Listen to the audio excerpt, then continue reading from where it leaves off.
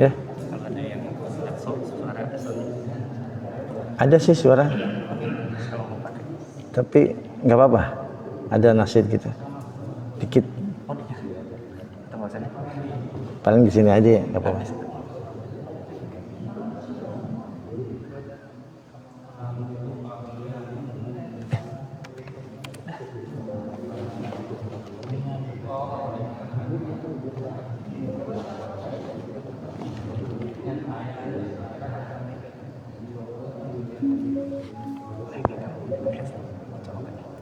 Oh iya.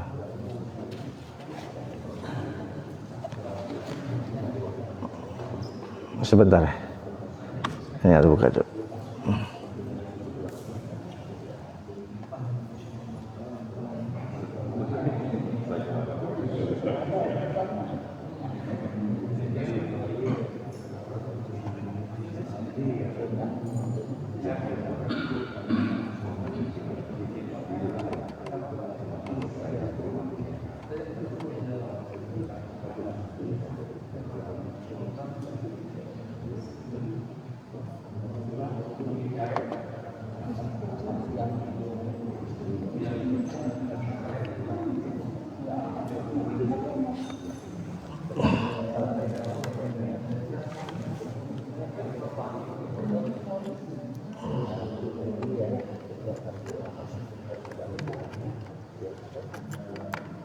Biasanya kalau nyolok-nyolok ini suka ada yang bantu.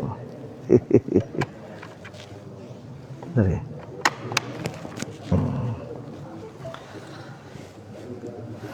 Bisa mulai? Bismillahirrahmanirrahim. Assalamualaikum warahmatullahi wabarakatuh.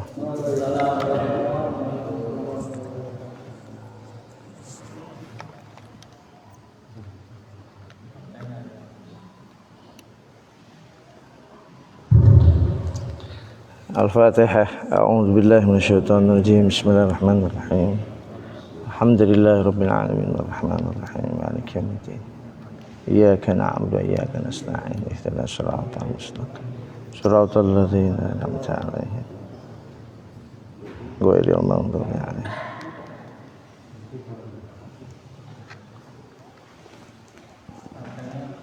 Baterainya kayaknya. Oh iya, baterainya. Ya. Alhamdulillah wassalatu wassalamu ala Rasulillah Sayyidina Muhammad ibn Abdullah wa ala alihi washabihi wa mawalah.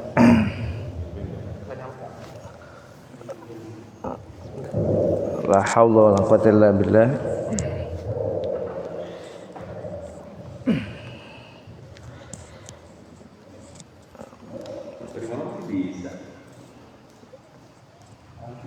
Bapak, para jemaah, para guru, para asatidz, para tokoh masyarakat,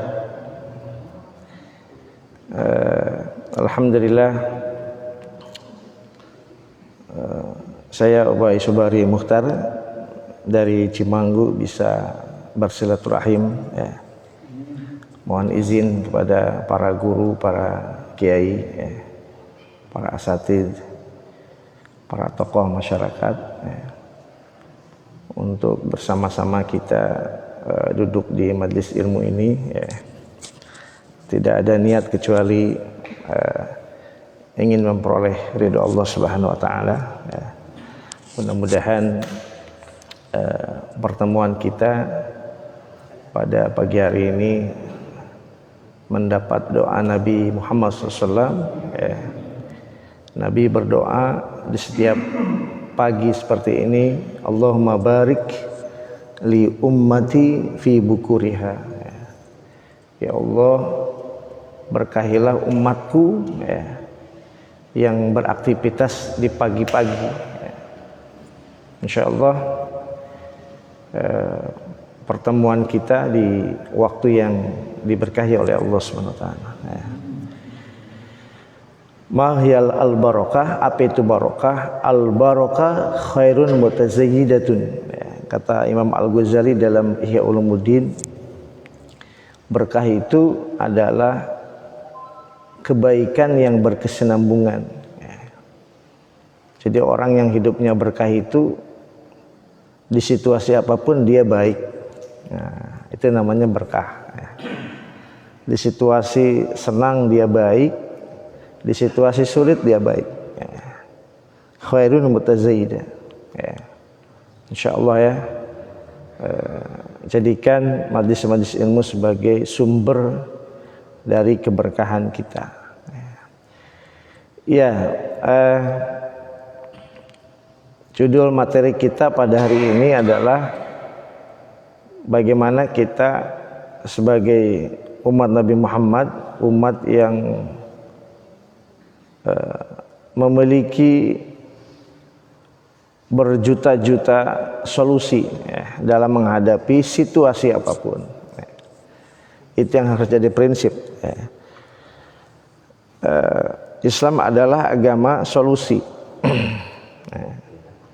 Islam adalah agama yang memberikan solusi dari setiap situasi apapun.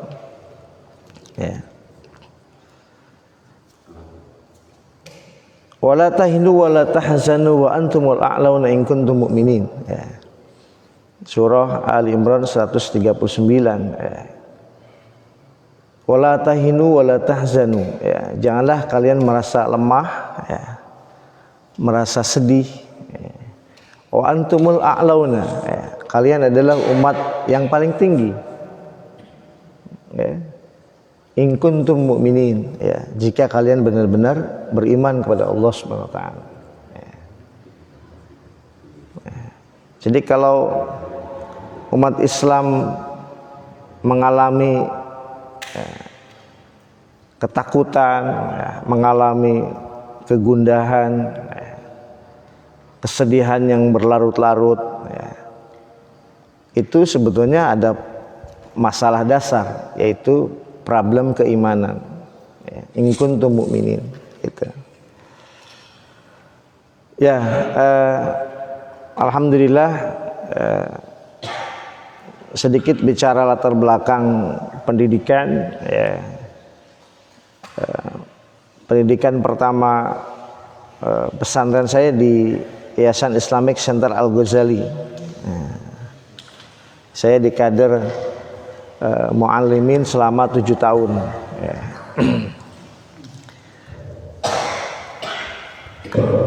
Kemudian studi S1 di IAIN Jakarta, bidang dakwah dan komunikasi, dan magisternya di UIKA tentang pemikiran Islam, dan belajar beberapa ulama-ulama yang insya Allah sesuai dengan fikrah kita, seperti itu.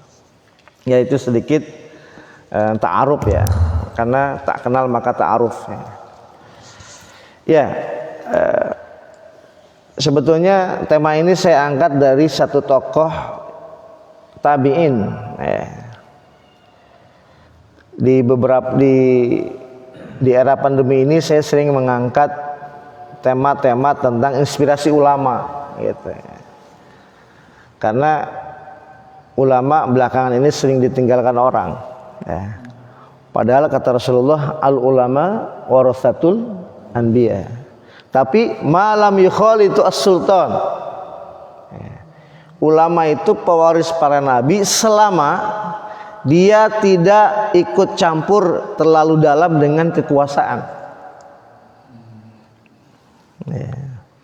Jadi kata Imam Nawawi, ulama itu orang-orang yang khasyatullah, orang-orang yang takut kepada Allah, wa ya'malu bi syari'atihi, dan mengamalkan syariatnya, dan dia tidak bercampur baur dengan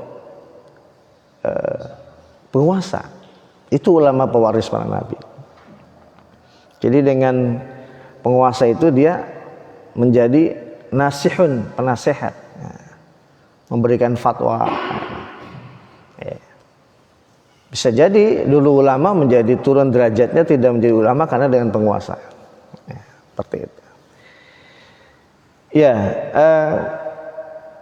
tema pandemi ini kan menjadi tema yang terus harus Islam sebagai problem solver ya, menjadi solusi bagi umat ya, menghadapi peristiwa-peristiwa ini ya. Baik Bapak Ibu sekalian, kita akan mengawali dengan satu pertanyaan. Kita tidak tahu masa depan kita akan seperti apa ya. Beberapa jamaah bilang, Ustaz ini kayak perang. Bentar-bentar di grup WA, innalillahi wa inna ilaihi rajiun ya. Sehari kadang-kadang 3, 4, kemarin 5 kali saya dapat orang meninggal. Udah kayak perang ya. Dulu kan perang di zaman Rasulullah kan, datang berita kepada Nabi, ya Rasulullah fulan meninggal. Nabi mengatakan ke langit berdoa. Sore hari, ya Rasulullah si fulan meninggal, berdoa ya. Jadi ini kayak udah kayak perang ya. Saya ingin flashback belakang bagaimana kita pernah kehilangan ulama-ulama kita ya. Ya.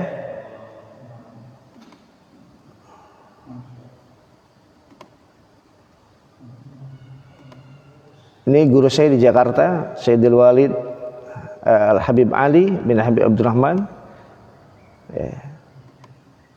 Ini guru saya bidang hadis ya. Beliau ahli hadis Pak, satu-satunya ahli hadis di Indonesia ya. Yang membuat tools pencarian hadis ya, dengan mudah ya, Kiai Haji Dr. Fatullah ya. Ini mereka sudah ini yang kita kaget ya, orang sehat kok meninggal. Ini satu demi satu ulama-ulama hilang di muka bumi ini ya. Kalau sudah ulama hilang kata Rasulullah, itu pertanda ilmu akan dicabut oleh Allah Subhanahu wa taala ya. Kita nggak tahu akan yang terjadi ke depan esok hari, kita nggak tahu ya. Oleh karena itu mari kita bangun kekuatan diri ya. Di situasi apapun, sekali lagi umat Islam itu tidak boleh lemah, wala tahinu wala tahzanu ya. Umat Islam itu qawiyun, umat Islam itu kuat ya. Nah, bagaimana nanti kita melihat Rasulullah dan para sahabat adalah orang-orang yang begitu kuat menghadapi situasi zaman, situasi berhadapan dengan orang kafir sekuat apapun. Karena mungkin kesalahan pola pikir umat terhadap pola pikir pandangan terhadap orang kafir ya. Bahkan kata Allah Subhanahu wa taala di surah Al-Ankabut ayat 41 ya. Janganlah kamu menyangka orang-orang yang bertuhankan selain Allah itu adalah kuat ya. Dia itu lemah ya. Seperti kamatsalil ankabut, seperti laba-laba yang membuat sarang ya. Lihat ayatnya ya. Wa inna awhanal buyut labaitul ankabut, dan sungguhnya rumah yang paling lemah adalah rumah laba-laba ya. Jadi kita jangan berpikir orang-orang kafir itu kuat. Ini mindset yang salah ya. Mereka itu lemah ya. Selemah laba-laba membuat sarang ya. Gitu ya. Nah, loh kalau mereka lemah, kenapa kita belum mendapatkan kemenangan? Ya kita belum ditolong oleh Allah aja gitu. Gitu ya. Jadi pola pikirnya mereka bukan kuat, tapi kita yang belum ditolong oleh Allah. Gitu. Lalu kita siapa dia? Dia adalah Ka'ab al-Akhbar. Ka'ab al-Akhbar itu murid langsung dari Utsman bin Affan, Ali bin Abi Thalib. Jadi dia tabi'in ya. Saya petik ini dari kitab Nasail Ibad, nasihat para penghuni dunia ya. Karangan Imam An-Nawawi ya. Siapa yang Nawawi? Imam Nawawi itu ulama Indonesia yang mendapat tauqi' seluruh kitabnya dari ulama-ulama Syekh Mekah dan Madinah. Tauqi' itu legalitas, rekomendasi. Satu-satunya ulama yang seluruh kitabnya itu dapat rekomendasi untuk terbit dari seluruh ulama Makkah dan Madinah. Ya, itu namanya Imam Nawawi Al-Bantani. Ya, beliau lahir di Banten, dimakamkan di Baqi'. Ya. Dulu ada pembersihan tulang belulang di Baqi'. Ya. Ketika digali satu makam ini ternyata makam jasadnya utuh. Ya. Begitu dilihat, diteliti, ditanya, ternyata ini adalah Imam Nawawi. Ya. Akhirnya beliau dikuburkan lagi di Baqi', Madinah. Ya. Nah, beliau mengutip 3 pilar kekuatan umat di situasi apapun. Ya, kata beliau. Ya. Yang pertama adalah jangan menganggap zikir itu sesuatu yang ringan. Zikir di segala kondisi itu kekuatan umat Islam sebetulnya. Ya. Apalagi Nabi mengajarkan zikir pagi. Ya, setelah sholat tidak bangkit, zikir sampai syuruk.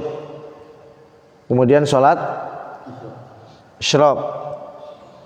Seperti dapat haji, tamatan, sempurna. Ya. Nah, ini bapak-bapak ikut kajian, ini sama dengan zikir. Ya, mengaji itu zikir, Pak. Ya, mengaji itu zikir. Gitu. Nanti pas syuruk sholat 2 rakaat. Nah, itu pulang bawa ibadah haji sempurna. Walaupun tidak ada ibadah haji 2 tahun. Ya. Ustadz sepi walimatus safar 2 tahun. Ya. Nggak ada walimatus safar. Ya. Nah, apa yang ingin saya ingatkan tentang zikir ini?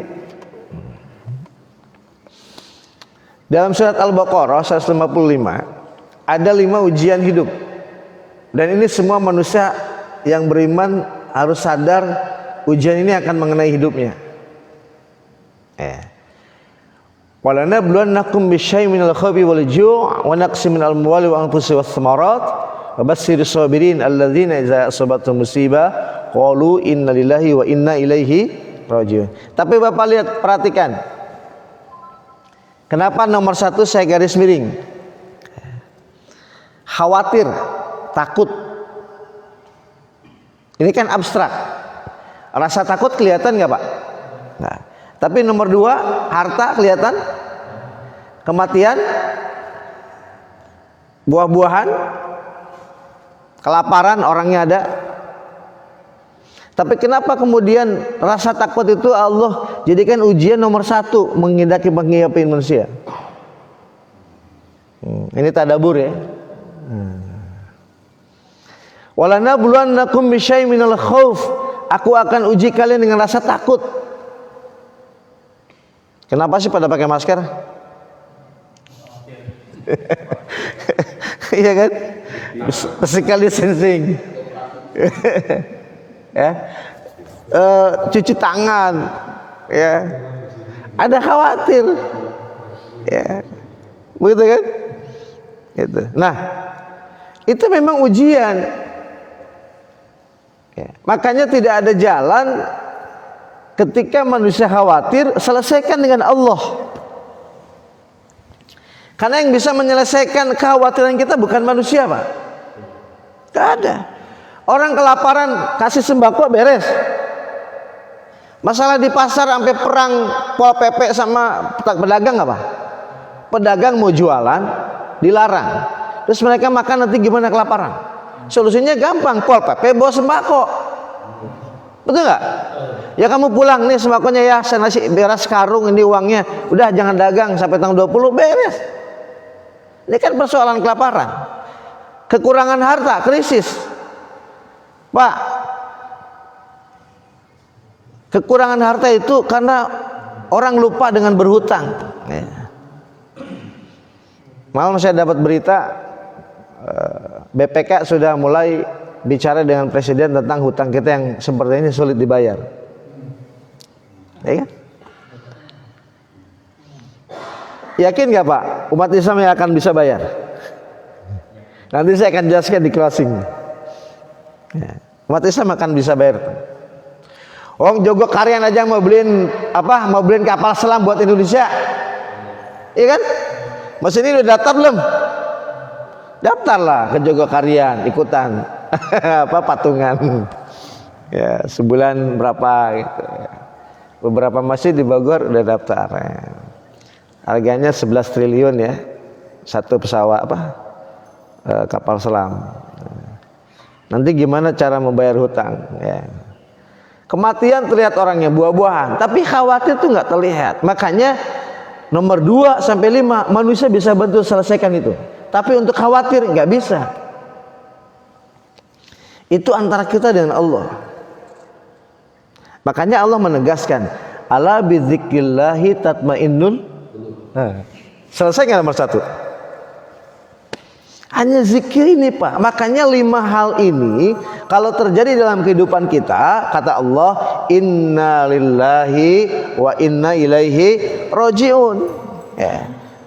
Ini rasa khawatir cari psikolog. Aduh, saya lagi khawatir nih, saya gelisah, psikolog. Padahal bukan itu. Ya. Bangun hubungan dengan Allah Subhanahu Wa Taala. Nabi ada zikir pagi, ada zikir petang. Nabi mengajarkan setiap hari bertobat. Nabi bertobat sehari berapa kali Pak? 170 sampai 100. Nabi bukan banyak dosa, tapi Nabi ingin mengajarkan umatnya untuk menghilangkan rasa khawatir itu zikrullah, ketenangan jiwa. Ya. Kalau jiwa tenang, kelaparan akan bisa diatasi. Kalau jiwa tenang, kekurangan harta bisa diselesai. Kalau tenang, kematian juga damai. Banyak saudara kita yang mati dalam keadaan tersenyum. Ini nomor 1, ini alasan Allah, ini tadabbur Quran ya, menyimpan nomor 1. Kalau 1 selesai, semuanya selesai. Kekhawatiran. Ya. Makanya kemudian zikrullah ya, ini menjadi satu amal yang tidak boleh putus, terus bergerak ya. Baik dalam hati atau zahar, terdengar oleh telinga sendiri. Nah, ini kan umat Islam yang didengar, mohon maaf ya, yang didengar kan dokter-dokter, orang-orang yang mencontek dia. Islam ini pernah mengalami masa pahit yang paling kelam pada masa hancurnya kekhalifahan di Baghdad. Saat itu Baghdad dibumi hanguskan oleh Raja Mongolia. Quran digantungan di layar anjing, ulama-ulama dibunuh. Ya. Kitab-kitab ulama-ulama di perpustakaan Baghdad dibuang ke Sungai Dajlah ya, sampai begitu banyak kitab-kitab itu sampai kuda aja bisa lewat. Tapi ada yang mereka tidak tahu, ilmu-ilmu yang mereka anggap penting dari perpustakaan itu diambil. Yang kemudian dikembangkan oleh mereka. Ya. Di antaranya Ibnu Sina. Ya. Kepanikan adalah satu penyakit, ketenangan adalah suara obat, dan kesadaran ulama. Ini kan konsep. Ya. Ini ulama Pak, bukan orang ahli kedokteran saja. Sebab konsep Islam itu tidak ada dikotomi dengan ilmu. Guru kita Profesor Didin itu apa? Master Science loh. Iya kan? MS itu kan Magister Science. Ya. Jadi ulama-ulama dulu itu memang dia seorang saudagar. Yang datang Islam sampai ke sini siapa? Ulama dari Yaman. Siapa mereka? Ulama saudagar. Ya. Jadi itminan nisfud dawa wal wahmu nisfud da was sabru bidayatus syifa. Jadi bangun ketenangan. Ini kalau ada pengumuman innalillahi wa inna ilaihi rajiun itu kalau kematian saja, betul nggak? Kalau kenaikan BBM nggak ada pengumuman jadi masjid tuh. Nah, bagusnya besok malam BBM dinaikin, masjid langsung keluar innalillahi. Begitu dengar siapa yang meninggal? Tadi pagi pemerintah mengumumkan pemenangan. Ini rajiun. Jadi kadang-kadang mendistorsi zikir. Ya. Padahal zikir itu untuk semua. Gitu. Ya. Gitu ya. Jadi ketenangan dengan berzikir inilah awal dari segala apapun yang bisa kita hadapi ke depan. Bapak percaya tidak percaya, ada yang dapat WA seorang ulama mengajarkan masker alami.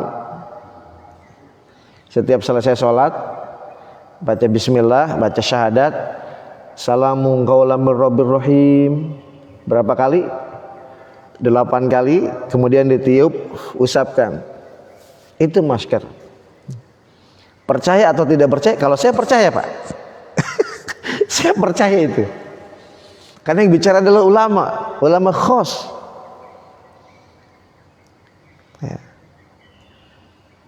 Ya, kalau saya percaya, Pak. Ya Bapak, saya enggak apa-apa, tapi kalau saya percaya. Kenapa? Orang ribut cari susu beruang. Benar nggak, Pak? Sekarang kelapa hijau mahal. Sampai ke Waluh. Waluh apa Waluh? Labu. Itu semua di pasaran langka. Lo ada yang depan Anda. Wa nunazzilu minal Qur'ani ma huwa syifaa wa rahmatul lil mu'minin. Allah jamin Quran ini obat. Quran ini obat dari segala penyakit. Wa nunazzilu minal Qur'ani ma huwa syifaa wa rahmatul lil mu'minin. Saya nggak dengar orang ributan Quran gitu, ributan mushaf di pasar-pasar gitu ya. Ada. Tapi yang ributan adalah material gitu. Karena memang pola yang dibangun oleh, kalau ini konspirasi ya, ini adalah mindset seperti itu, mindset material. Kita ini udah dijebak, Pak. Ya. Kita udah dijebak. Ya.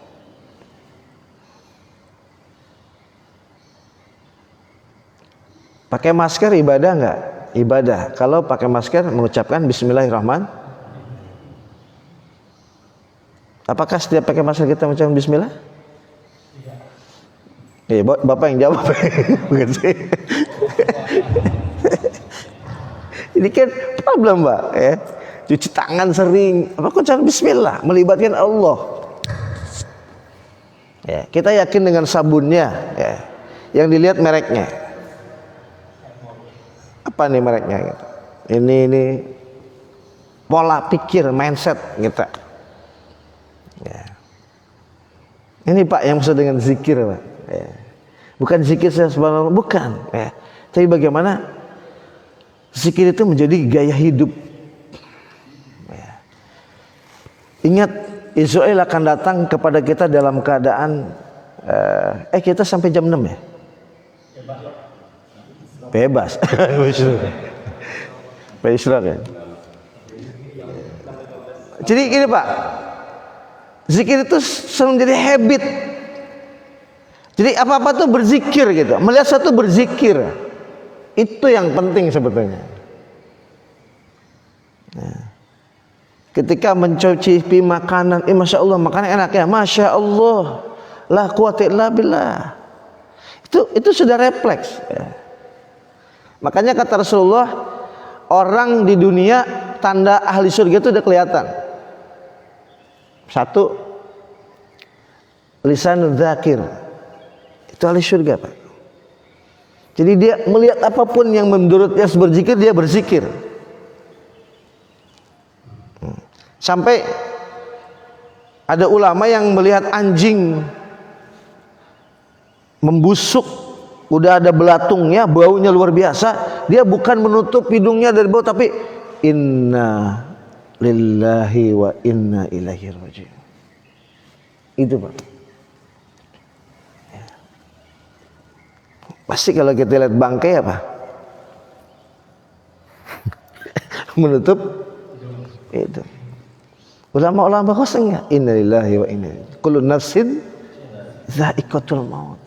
Itu Pak yang mesti dizikir Pak. Ya. Jadi ahli surga itu lisanul zakir. Kemudian ahli surga itu yadun sakhiyun. Ya. Tangannya mudah membantu, berbagi. Ya. Gampang aja dia memberi. Ya. Yang ketiga wajhun malihun. Ya. Ahli surga itu wajahnya malih itu renyah, mudah senyum dengan saudaranya. Ucapan salam tuh kayaknya udah gampang banget. Kenal nggak kenal di masjid, assalamualaikum. Ini kadang-kadang salam sama yang kenal doang, atau sama yang kelompoknya doang. Yang nggak kenal nggak salam. Padahal satu masjid, parkir di rest area, sholat sama-sama. Ada uluk salam kah di luar masjid? Asannya assalamualaikum. Ya, wajhun malih, ya, wajah yang damai. Ya. Yang terakhir qalbun taqi, ya, hati yang bersih. Ya.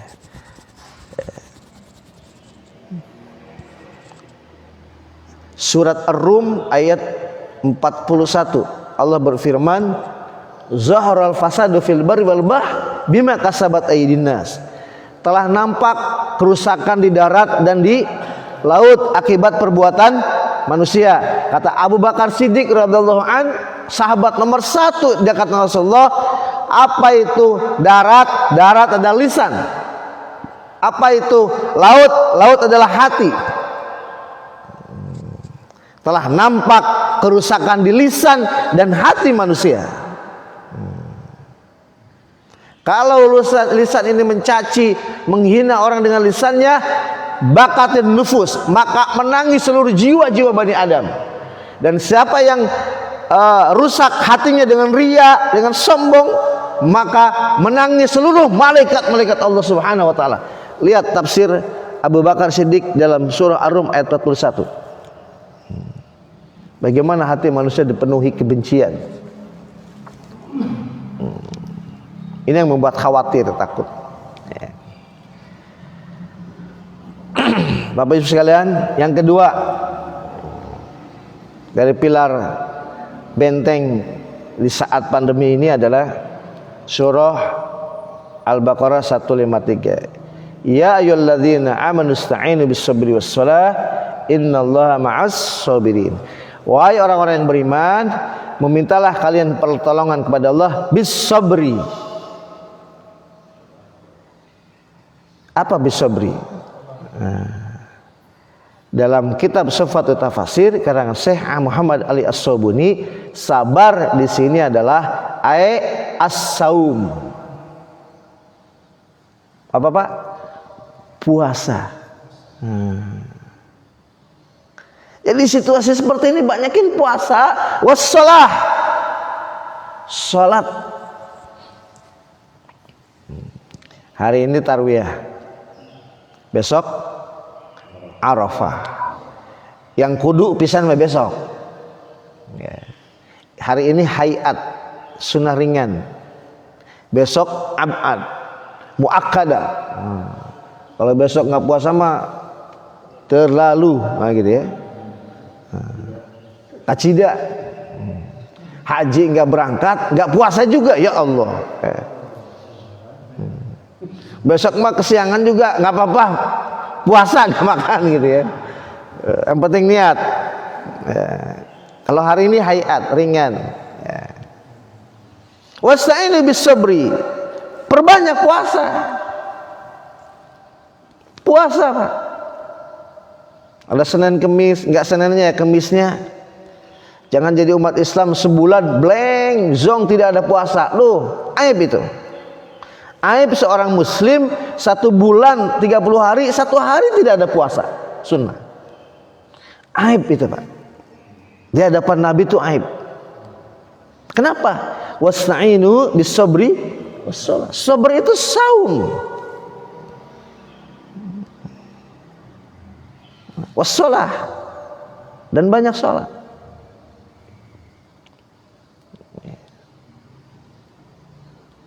Mari kita akan lihat bagaimana ini saum ya.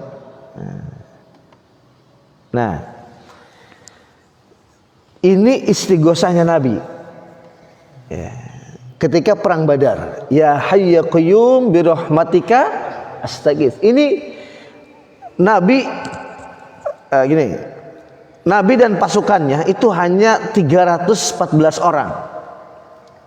Dan ketahuilah sahabat-sahabat Nabi banyak yang dari kaum lemah, tidak memiliki peralatan perang yang cukup. Orang-orang kafir 1000 orang. Peralatannya canggih, hebat, lengkap, logistiknya luar biasa. Kira-kira ahli strategi perang mana taruhan yang menang? Ini situasi krusial, ini berat. Makanya Nabi, ya hayy ya qayyum bi rahmatika astaghits, dan Nabi dalam keadaan berpuasa bulan Ramadan saat itu kan. Perang Badar Kubra itu bulan Ramadan Pak. Bukan sekedar berat pasukan nggak seimbang, bukan. Ini perutnya lapar.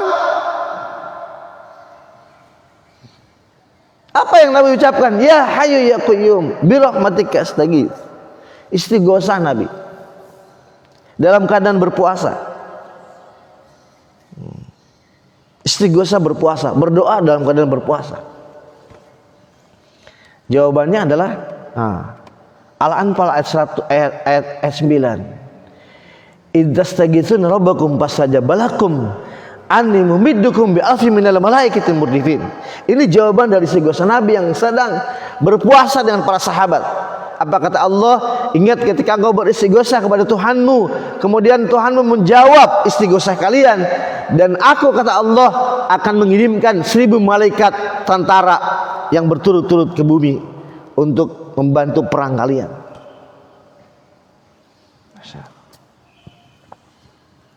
Bisabri. Satu lagi, kisah Nabi Musa. Ini kan umat lagi dibayang-bayangi virus nih.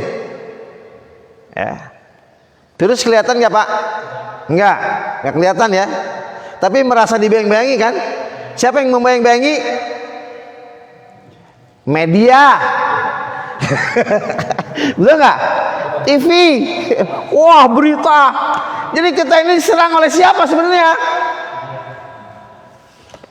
Ya umat ini. Ya Allah, ini kita ini diserang oleh media sebetulnya.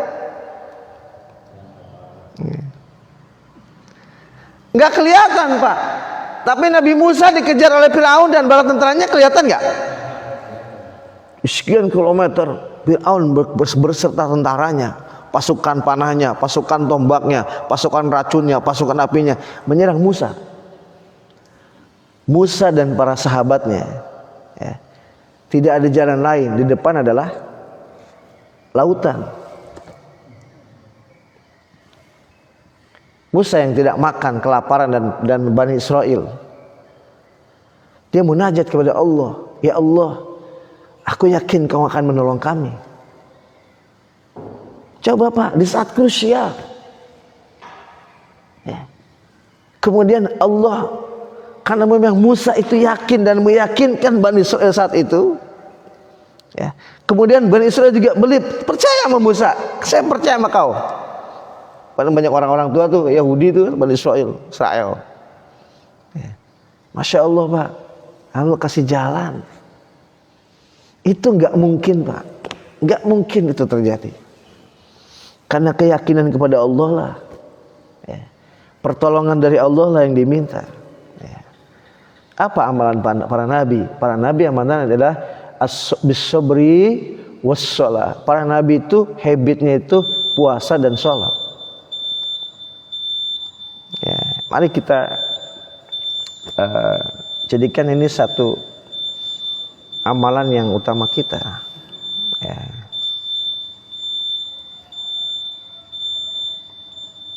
Jadi dengan sabar dan sholat, pertolongan Allah yang menurut akal kita nggak mungkin itu terjadi, Pak.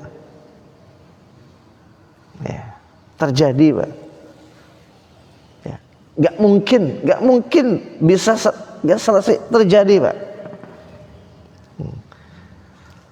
Saya diminta ngisi motivasi Islami ya, di kantor BPN Kota Bogor.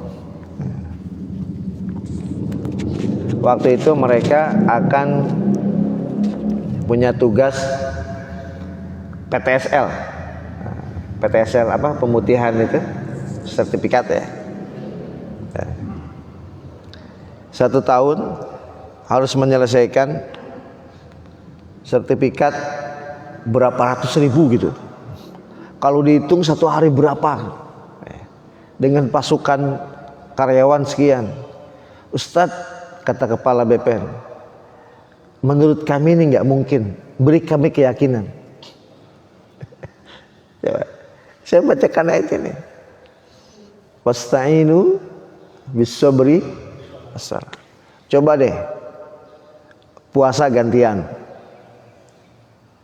Ya, ini tim ini. Sholat sunnah jangan ditinggalkan. Sholat malam, qiyamul lail, sholat tahajud, sholat sunnah duha, wudu, sholat tasbih. Dalam waktu 10 bulan setengah, Pak, selesai tugas itu. Dan dia menjadi tim terbaik se-Indonesia 2 kali dapat penghargaan. Sabri wassalam. Ya. Karena selama ini umat karena udah diperangi oleh media, jadi pikiran itu udah materialistik. Pikiran itu material. Tidak lagi spiritual. Ini yang perlu kita bangun dalam situasi seperti ini. Fastajaba lakum anni mumiddukum bi alfi minal malaikati murdifin. Malaikat pernah turun ke bumi, Pak, ya, dengan izin Allah membantu Nabi dan para sahabat. Ini yang luar biasa. Ya. Shalah. Ya.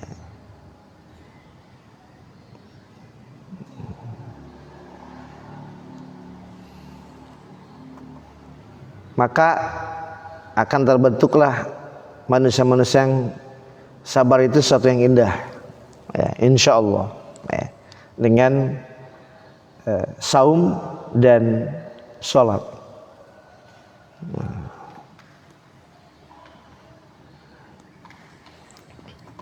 Terakhir, Pak. Tadi satu apa? Zikrullah. Nah, tapi yang dimaksud itu ya bukan zikir ba'da sholat, bukan. Zikir menjadi habit, udah lifestyle gitu. Apapun nyebut nama Allah, apapun nyebut nama Allah, mau apa buka Allah yang disebut. Kemudian saum dan sholat. Yang terakhir masjid. Masjid ini benteng, Pak. Makanya saya segera WA di grup kami, ada grup Majelis Ulama Indonesia Pusat. Ya. Alhamdulillah saya udah sertifikat MUI Pusat angkatan ketiga. Ini kemarin angkatan keempat. Nah, saya minta Kiai Holil segera buat fatwa di PPKM ini, jangan sampai ninggalin masjid. Meninggalkan masjid lebih bahaya dari corona yang paling berbahaya. Karena ini bentengnya di sini. Masjid akan menjadi solusi bagi problem umat. Silakan Bapak rekam. Suatu saat akan terbukti insya Allah.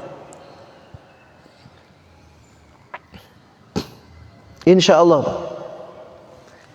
Saya ingin cerita tentang pesantren saya di Rancabungur.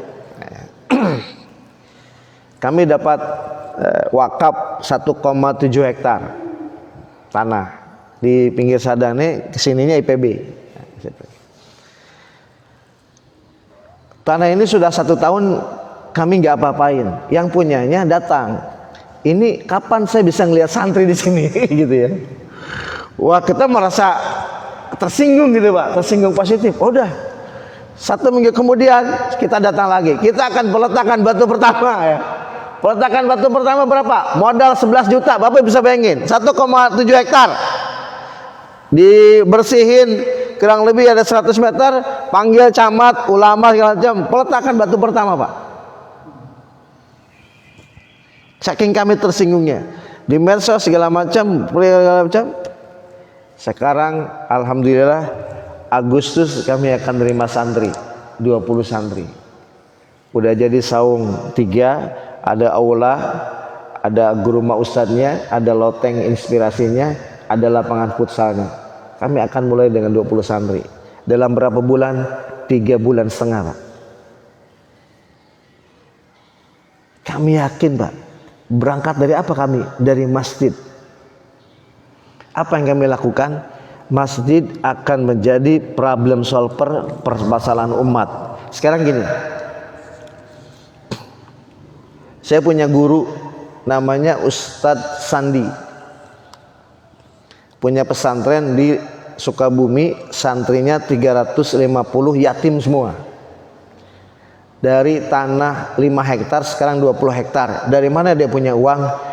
Dia punya uang cari orang yang mau nyumbang satu bulan 10.000. Sanggup nggak? Jumlahnya baru segini. Kalau jumlahnya di medsos 1 juta orang, kali 10.000 berapa?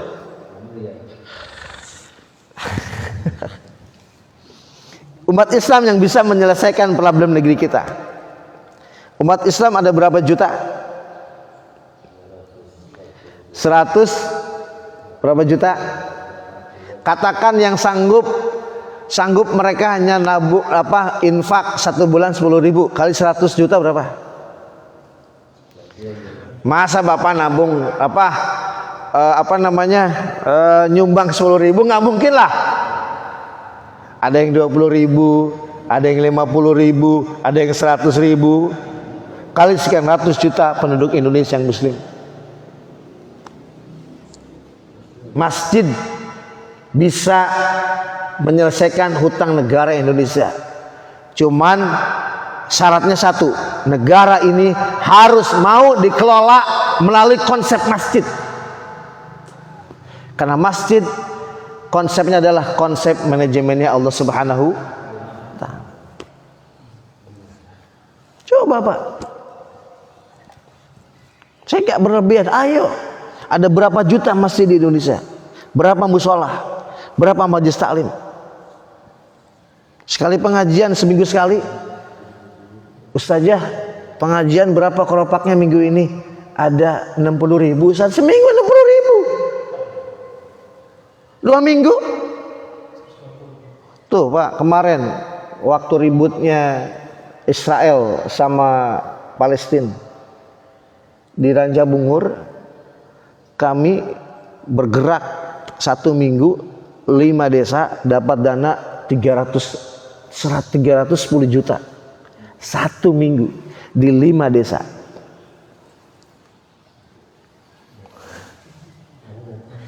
ACT yang dapat, kami serahkan ke ACT 1 minggu Pak, 5 desa. Itu desa di kampung Pak, bergerak, RT-nya semua bergerak. Ayo, wah, masjid. Poskonya di mana? Masjid ini, masjid ini, masjid ini, masjid ini. Semuanya bergerak dari masjid. Masjid adalah benteng kita. Walaupun masjid di lockdown, ditutup, tapi kumandang azan harus ada. Salat berjamaah, imam, marbot sama DKM bertiga nggak apa-apa. Tapi jangan pernah ditutup. Karena ini adalah benteng pertahanan kita. Masjid khairul biqa masajiduha wasyarrul biqa aswaquha aw turuquha. Tempat terbaik di mana kita berada di perumahan ini, tempat terbaiknya bukan fulan profesor itu gelarnya banyak, mobilnya banyak, bukan. Inilah tempat terbaiknya. Karena dulu ini tanah bukan tanah apa-apa Pak ya. Boleh jadi tanah sengketa ini dulu. Tapi karena dia jadi masjid, menjadi tanah yang dimuliakan oleh Allah Subhanahu wa taala. Istiqlal dulu itu tanah apa? Rawa, tempat apa? Kerak dan sebagainya. Sekarang dia menjadi mulia karena menjadi masjid. Ka'ab al-Ahbar mengatakan, jangan pernah masjid didiamkan, tidak ada aktivitas. Karena disinilah umat dari zaman Nabi, di zaman Nabi sebelumnya, Nabi Ibrahim membangun Baitullah, Nabi Ibrahim. Kemudian Allah perintahkan 50 tahun kemudian membangun Aqsa. Kemudian dilanjutkan oleh cicit-cicitnya siapa Nabi kita Muhammad, Masjid Madinah. Dan masjid-masjid yang lain itu adalah benteng pertahanan umat yang harus dijaga. Ketika masjid tidak dibuka, itu justru lebih berbahaya dari penyakit yang paling berbahaya di muka bumi ini. Karena masjid adalah benteng kita. Insya Allah Pak, silahkan negara-negara yang diutangi oleh negara kita mengancam, silahkan masjid berkumpul, ulama berkumpul di masjid, insya Allah masalah negara akan diselesaikan dari masjid. Amin ya rabbal alamin. Itu Pak. Iya, iya Pak. Jadi ada salah-salahnya Pak. Ya. Sekarang orang apa? Sebenarnya dibidik ke masjid sekarang. Ya. Orang kalau sudah ke masjid itu masa keropak dicuntungin melulu kan pasti masuk tuh Bang. Gitu. Ya. Jadi sebetulnya tempat paling kaya itu adalah dia lebih kaya daripada bank apapun di muka bumi ini. Apa? Masjid. Kalau bank ada timbal balik, bunganya berapa? Mudharabahnya berapa? Kalau masjid, Bapak nyumbang, saya dapat, oh enggak. Ya. Ini adalah tempat terkaya di muka bumi adalah masjid, dan masjid bisa menjadi solusi semua persoalan. Persis jam 6.15 itu yang bisa Anda sampaikan perkenalan pada pagi hari ini. Untuk bapak-bapak sekalian, orang tua saya, guru-guru saya semua, saya mohon maaf ya. Tidak ada maksud menggurui, nauzubillah min zalik ya. Ini sekedar sharing apa yang pernah saya dapat dari ulama-ulama kita ya, kuduah-kuduah kita ya, pemimpin-pemimpin kita di masa lalu ya. Mudah-mudahan Masjid An-Nur ini benar-benar menjadi benteng pertahanan ya bagi perumahan ini, bagi Bogor, dan insyaallah dengan zikir dan saum serta sholat kita, saya punya keyakinan bahwa umat Islam adalah umat yang akan mudah dijaga oleh Allah Subhanahu wa taala ya. Yang sedang sakit ya, insyaallah segera disembuhkan oleh Allah, dan kalau memang takdirnya harus memang wafat, insyaallah husnul khotimah. Ya. Itu aja Bapak Ibu sekalian yang bisa disampaikan, kurang lebihnya mohon maaf. Tidak ada, cukup ya sampai sini ya. Ada yang ingin disampaikan? Oh iya Pak, mengapa Pak? Waalaikumsalam warahmatullahi. Saya mohon maaf, saya harus menanyakan karena saya juga ya perlu petunjuk lah ya dari para ulama, terutama terkait dengan masjid dan sebagainya. Dan mohon maaf juga ini kalau ada teman-teman ini yang tersinggung, karena kalau saya bicara masalah ini selalu dianggap disebutkan lah apalah ya. Pasti dari sekali gitu. Kita tahu solusinya masjid, harus sholat, tapi sholat yang tidak sesuai dengan tuntunan Rasul. Misalnya jarak, apakah memang ada dari riwayat dulu bahwa sholat itu boleh berjamaah jaga jarak? Kalau ada keterangan ya saya nggak apa. Mohon maaf saya kalau ada yang tersinggung atau apa, saya maksud TKM atau tersinggung sama saya gitu. Mohon maaf, saya ini akan ada. Makanya begini, mungkin Bapak sebagai MUI tahulah misalnya ada nggak informasi ya, kita ke masjid nggak pakai masker, udah ketat, nggak cuci tangan, udah bersih, ada enggak? Terus dengan saya sebagai orang yang ngerti juga mengenai penyebaran, yang namanya menyebar itu ke depan, nggak ada ke samping. Mohon maaf gitu. Kenapa? Kok di majelis ulama misalnya ada yang membolehkan sholat pakai jarak? Padahal kan Nabi selalu imam itu mengatakan rapatkan, luruskan safnya, rapatkan. Nggak ada yang luruskan doang, itu saja bingung lurus kemana, ke depan, yang lurusnya itu kemana gitu. Ya saya luruskan dan rapatkan. Ini mohon maaf, saya kadang-kadang terserah ini, mohon maaf kalau saya ngomong itu bukan saya anti itu, bukan ya. Saya sendiri yakin bisa enggak, ini berjamaah itu bisa abdol enggak. Saya mohon maaf kadang-kadang, karena jadi imam, ya saya jadi imam tapi rapatkan ya, karena itu keyakinan saya. Mohon maaf saja. Jadi saya sampai nggak mau jadi imam juga, Pak Jun mau. Itu aja mohon barangkali saya punya pandangan lain, mohon maaf. Kalau ada di sini ada yang tersinggung, mohon maaf. Jadi saya karena saya ingin memuaskan gitu ya. Ya saya kalau di rumah kadang-kadang ya udah kalau saya ada sehat di rumah ya di rumah biasa aja. Di sini juga di masjid sebenarnya kalau ada yang keluarga kan boleh aja rapat. Si anak saya juga ada di sini gitu kan. Tapi kan jangan mengenal juga gitu. ini mohon maaf saya masa begini saya khawatir anak-anak kita yang ikut di sini sholat itu kayak begini. Kan kita nggak pernah ngajarin di rumah, mungkin nggak semua orang bisa ngajarin gitu, kalau benar gitu. Mohon Ustaz, mohon pencerahannya. Terima kasih. Assalamualaikum warahmatullahi wabarakatuh. Ya, saya menyayangkan tidak ada forum ulama ahli fikih, usul fikih, ulama ahli virus, gitu ya. Kemudian ulama ahli apalah macam-macam gitu ya. Membahas tentang sholat berjarak. Selama ini kan dibahas di majelis ulama.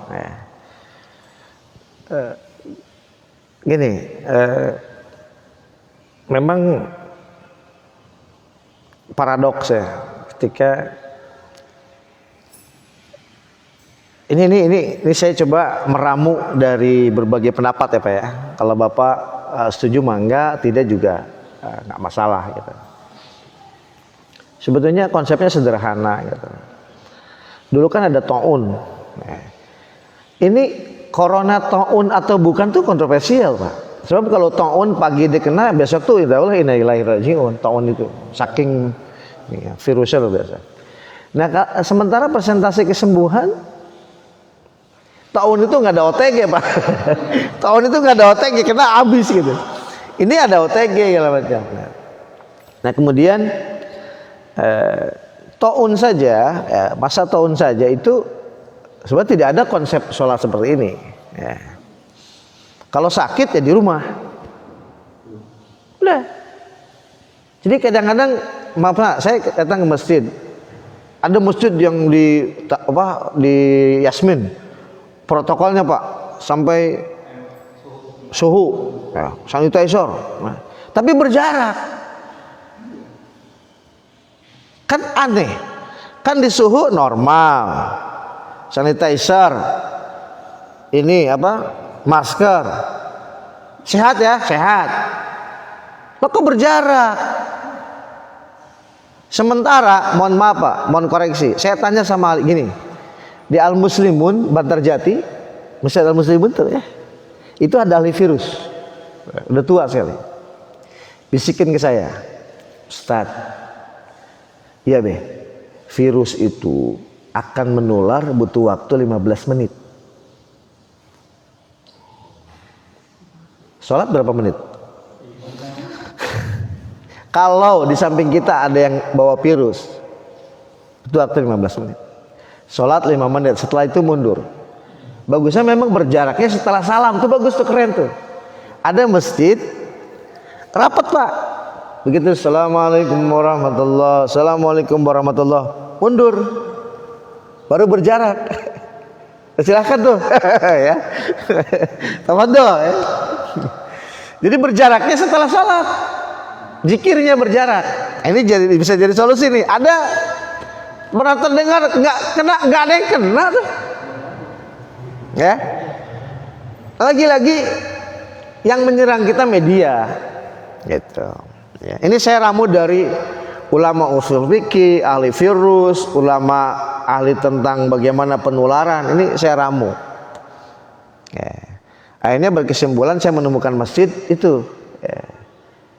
Rapat, baca sholat ayatnya tidak terlalu panjang. Ya juz amma lah yang dari, walaupun misalnya surat Al-Bayyinah tapi dibagi dua gitu. Nah, assalamualaikum warahmatullah, baru tuh dia jadi gini, yang merah mundur, gitu loh. Ada tanda merah, kosong merah. Nah, tapi rapat. Nah, begitu sholat selesai salam, yang merah mundur, gitu, mundur ke belakang. Jadi berjaraknya setelah salam. Ini bisa menjadi inspirasi. Tetap sunnahnya dapat. Sallu kama ra'aitumuni usalli sawu sufufakum fa inna taswiyata sufufin tamamis shalah. Ini bisa menjadi solusi. Karena sholat kita berapa menit? Ya. Bahkan kabar terakhir saya dapat juga dari ahli virus. Virus lebih lama di ubin 11 hari.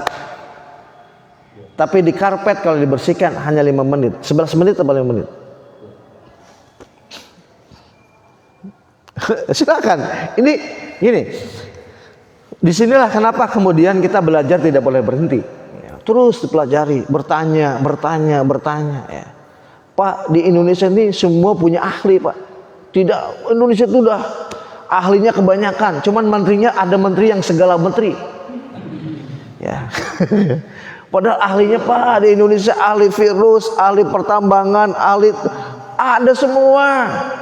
Ya. Mereka lebih memilih kontrak di Amerika, di Jerman, di mana? Kenapa? Karena penghargaan terhadap ilmunya yang luar biasa. Ya, jadi inilah. Ya, mudah-mudahan ya. Itu rangkuman saya dari berbagai masjid. Ya. Kalau saya kan di mana bumi berpijak, di situ langit dijunjung. Kalau memang berjarak saya ikut aja. Tapi ketika saya diminta ya silakan. Ini pendapat. Gitu. Mudah-mudahan menjadi inspirasi untuk kita bisa lebih menyempurnakan ibadah kita. Ya. Ada masjid yang seperti itu. Rapat, salam, baru berjarak. Karena hanya berapa menit, Pak. Gitu. Setelah dikaji segala macam. Ya kalau di rumah saya sih rapat, Pak.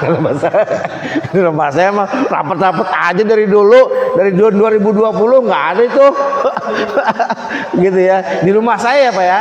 Di rumah saya dan alhamdulillah yang OTG ada gitu, tapi ya yang meninggal emang waktunya meninggal. Gitu ya. Ini tidak ada tendensius, tidak ada subjektivitas, tidak ada. Tapi kalau ada pengalaman, kenapa tidak berbagi kepada saudara kita? Itu aja sih ya. Baik Pak, itu aja yang bisa disampaikan. Kita akhiri dengan hamdalah bersama-sama.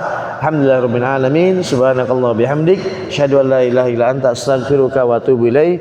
Wal 'asri innal insana lafi khusr illa alladziina aamanu wa 'amilus shalihat wa tawassaw bil haqqi wa tawassaw bis sabr. Shallu 'alan nabi.